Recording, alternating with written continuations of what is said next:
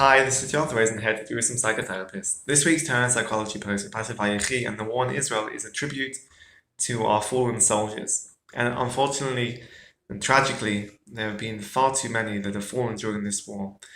And there are so many family members that have been put into a state of grief, bereavement, loss, and they are struggling with these, understandably as well, just struggling with these deep, painful emotions of losing a loved one.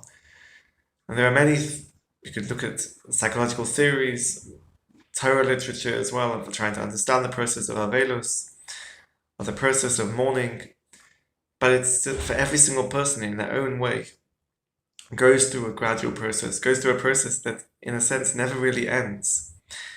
And at that moment when someone loses a loved one, when these family members, the fallen soldiers, it is put in a sense, it is put a stop to the way a person lives their life. It puts a hole so deep that it just stops a person from being able to move on.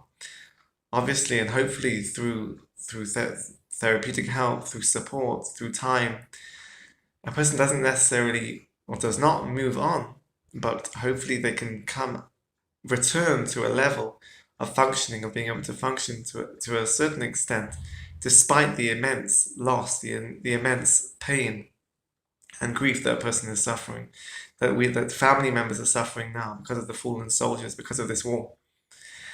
And we can learn this out as well from this week's parsha, that Yaakov suffered the loss of his wife, the wife that he worked extremely hard for, that he had to go through all the turmoil in working for Lavan to be able to marry Rachel.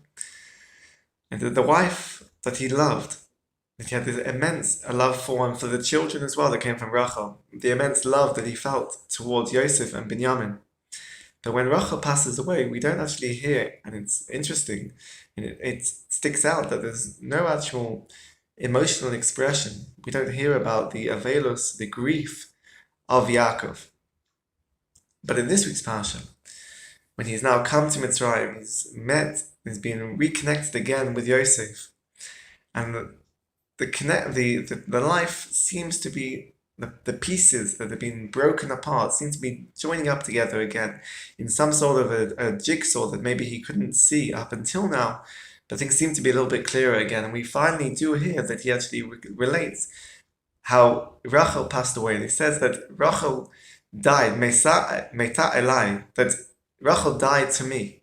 And it's interesting, this wording that's saying how Rachel died to me. And the Sforno points out and says that from this moment, when Rachel passed away, when he buried Rachel on the side, the Sforno points out that it was the decision, in a sense, to just bury her there and then in the place where she died, was from a place of just complete loss, and he was shattered.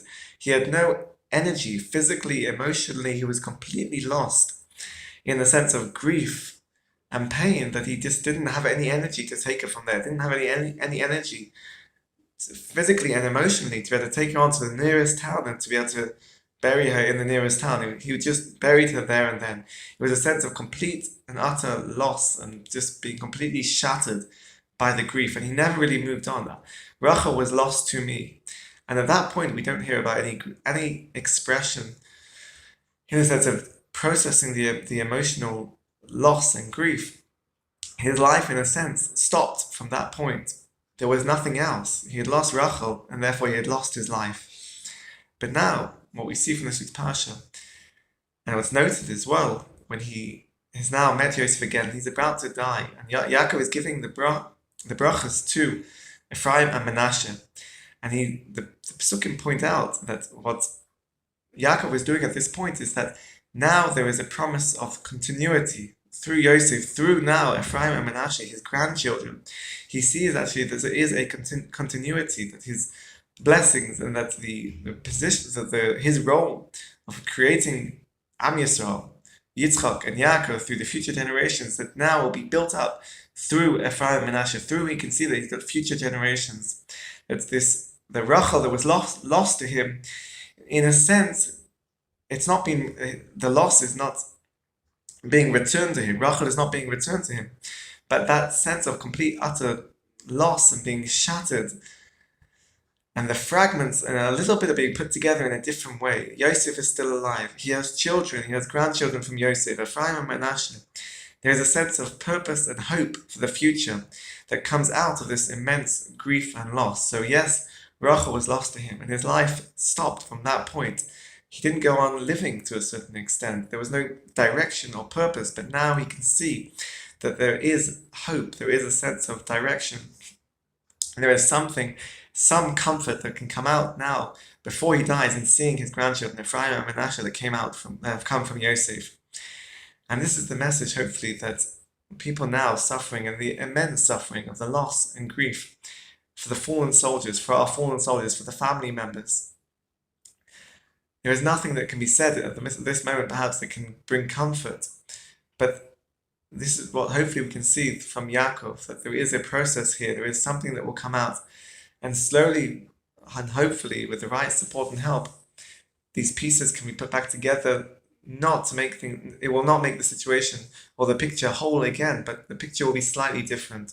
And hopefully these shattered pieces can be put together again in some way to give a person a sense of comfort and be able to see the hope and the future that they still have despite this immense loss. Have a great Shabbos and keep well.